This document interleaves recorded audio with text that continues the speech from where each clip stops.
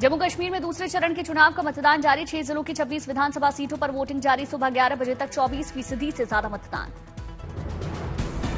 Voting को लेकर मतदाताओं में जबरदस्त उत्साह। सुबह से पोलिंग बूथों पर मतदाताओं की लंबी कतार लगी। जम्मू कश्मीर में 2 सीटों से चुनावी मैदान में उतरे उमर अब्दुल्ला गांदरबल और बडगांव से लड़ रहे चुनाव। उमर अब्दुल्ला, रविंदर रैना, अल्ताफ बुखारी की किस्मत का फैसला। जम्मू कश्मीर में मतदान केंद्रों पर सुरक्षा के कड़े इंतजाम। आर्टिकल 370 हटने के बाद पहली बार जम्मू कश्मीर में चुनाव। 3 चरणों में हो रहा जम्मू कश्मीर विधानसभा का चुनाव। 8 अक्टूबर को जम्मू कश्मीर चुनाव के नतीजे आएंगे। जम्मू कश्मीर के उधमपुर में होम वोटिंग शुरू। 92 साल के बुजुर्ग ने घर से वोट डाला।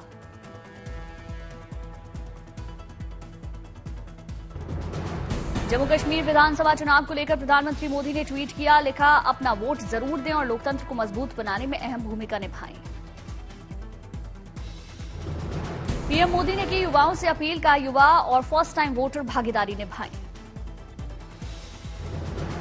गृह मंत्री अमित शाह ने जम्मू कश्मीर के युवाओं से की अपील, लिखा ऐसी सरकार बनाने के लिए बढ़ चढ़कर मतदान करें जो यहां के युवाओं की शिक्षा, रोजगार, महिलाओं के सशक्तिकरण के लिए प्रतिबद्ध हो। जेपी नड्डा ने जम्मू कश्मीर के युवाओं से अपील की, लिखा इस चुनाव में जन जन की सहभागिता जम्मू कश्मीर के सुनहरे भविष्य का पथ प्रशस्त करेगा। जम्मू कश्मीर विधानसभा चुनाव को लेकर प्रियंका गांधी ने ट्वीट किया, लिखा वोट का अधिकार आपका सबसे अहम अधिकार। पिछले 10 सालों से इस अधिकार को आपसे दूर कर दिया गया। प्रियंका ने युवाओं से अपील की, कहा चुनावों में अपने वोट की ताकत दिखाइए, अपने बेहतर भविष्य, रोजी रोटी, रोजगार, जमीन, व्यापार और अपने मुद्दों की सरकार चुनने के लिए वोट कीजिए। राहुल गांधी ने जम्मू कश्मीर के लोगों से अपील की, लिखा बड़ी संख्या में निकलकर अपने हक, खुशहाली, बरकत के लिए वोट करें, इंडिया को वोट करें। राहुल गांधी जम्मू कश्मीर में चुनाव को लेकर बोले उमर अब्दुल्ला, का कांग्रेस का सारा फोकस जम्मू में बड़ी जीत हासिल करने पर। राहुल गांधी लगातार वहां प्रचार में जुटे हैं। घाटी की सिर्फ एक सीट के लिए राहुल ने प्रचार किया। Yet the Congress's campaign in Jammu is yet to begin, and there are only 5 days of campaigning. So I hope that after Rahul is done campaigning on this one seat in the valley, the Congress focuses all its attention in the plains of Jammu. Jammu Kashmir BJP अध्यक्ष नौशेरा विधानसभा seat से उम्मीदवार रविंदर रैना ने ठाकुरद्वारा मंदिर में पूजा की, जीत के लिए कामना की। नौशेरा से बीजेपी उम्मीदवार और जम्मू कश्मीर बीजेपी अध्यक्ष रविंदर रैना ने मतदान किया। नौशेरा में कांटे की टक्कर बताए जाने पर कहा, खतरों से खेलना मेरी आदत। रविंदर रैना ने कहा, प्रदेश अध्यक्ष की जिम्मेदारी होने से मैं नहीं लड़ना चाहता था विधानसभा चुनाव। गृह मंत्री अमित शाह के आदेश का पालन किया। बीजेपी की बड़ी जीत होगी तो मुख्यमंत्री भी होगा, जो भी होगा, चेहरा जो भी होगा, भारतीय जनता पार्टी इस बड़ी जीत के बाद, जम्मू कश्मीर विधानसभा के चुनाव जीतने के बाद इस पर निर्णय होगा। देखिए, मुख्यमंत्री मुख्यमंत्री होता है, जो भी होगा स्वीकार्य होगा। चुनाव को लेकर घाटी में सुरक्षा चाक चौबंद। जम्मू कश्मीर के रिहायशी इलाकों में सुरक्षा बलों ने रूट मार्च किया।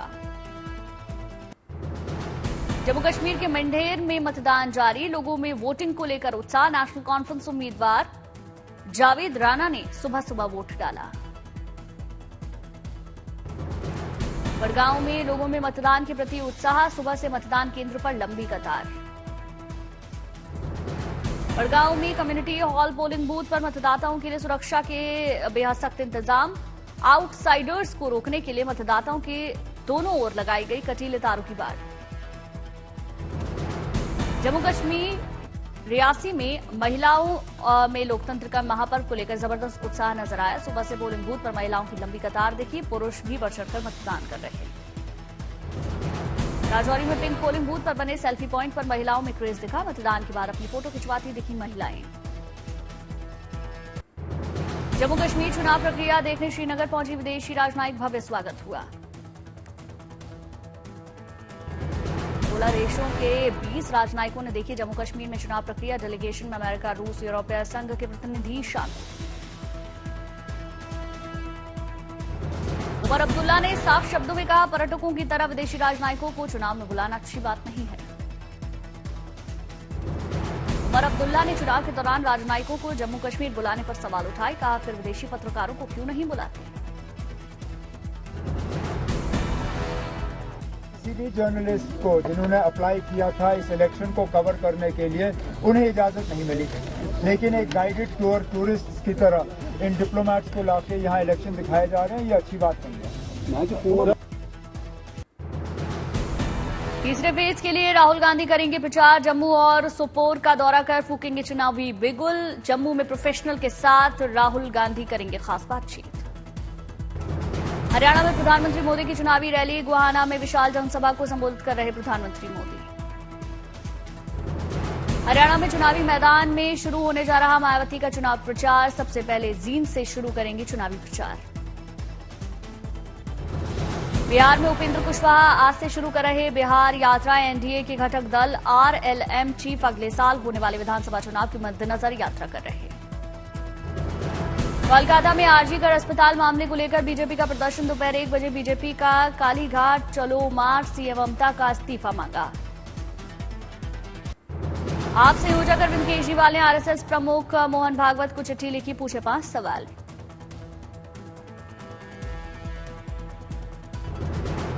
केजरीवाल ने पत्र में मोदी सरकार पर पार्टी तोड़ने का आरोप लगाया, लिखा सरकार ईडी सीबीआई की धमकी देकर पार्टी तोड़ रही, पूछा क्या आरएसएस को ये मंजूर है।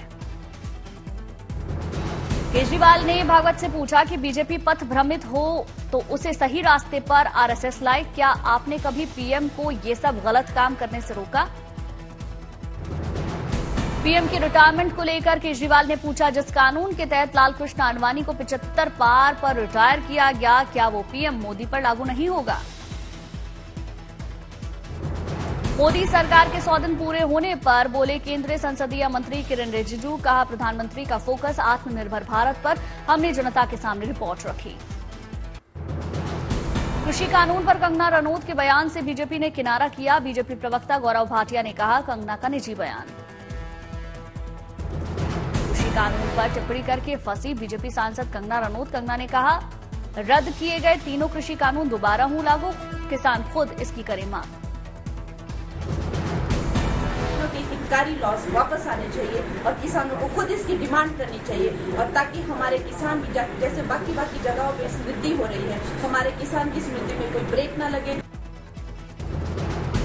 कृषि कानून को लेकर दिए गए बयान पर कंगना का यू टर्न, विवाद बढ़ता देख कंगना ने किया ट्वीट, मैंने अपनी सोच और शब्दों से अगर किसी को निराश किया तो मैं इसे वापस लेती हूं। चिराग पासवान ने कंगना के बयान पर कहा, ये कंगना का पर्सनल स्टेटमेंट हो सकता है, ये उनकी सोच हो सकती है, पार्टी का कोई बयान नहीं है। बोटाद में रेलवे ट्रैक पर रखा लोहे का टुकड़ा इंजन से टकराया, हादसे में कोई हताहत नहीं।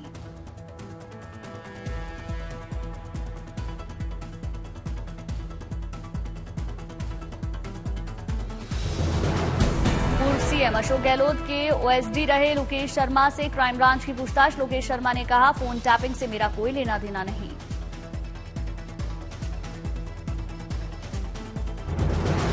हिसार में हरियाणा पूर्व सीएम मनोहर लाल के जनसंवाद कार्यक्रम में युवक का हंगामा, युवक ने कहा बीजेपी की सरकार आ रही लेकिन हिसार में बीजेपी प्रत्याशी हारेगा।